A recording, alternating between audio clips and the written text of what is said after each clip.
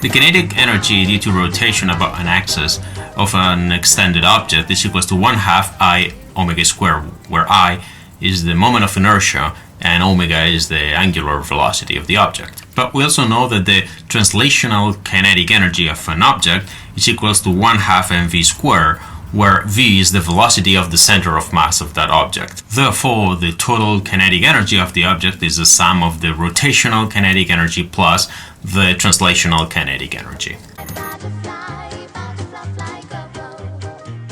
As usual, if there are no dissipative forces, the total energy of the system is going to be conserved.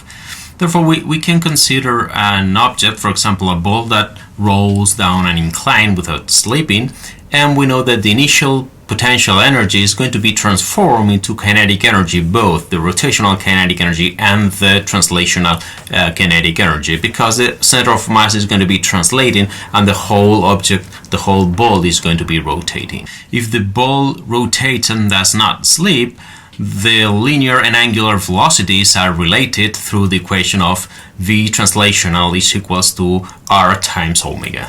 From this we can calculate the final velocity of the ball when it reaches the end of the incline.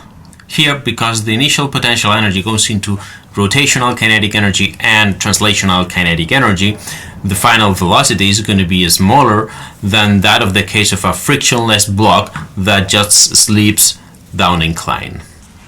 So here we have that because of conservation of energy, the initial energy is going to be potential, mgh. The final energy is going to be the translational kinetic energy, 1/2 mv squared, plus the rotational kinetic energy, 1/2 I omega squared. This is the moment of inertia of the hollow sphere rotating around an axis that goes through its center. And if there is a sphere that's rotated but does not slip, then there's a relationship between the linear velocity of the center of mass and the angular velocity. From this, we can make them equal, say that mgh is equals to the kinetic energy, 1/2 mv squared plus 1/2 I omega squared. I will substitute the moment of inertia here. I will use this relationship and get the following. Remember, if there is no friction, the energy of the system is going to be conserved.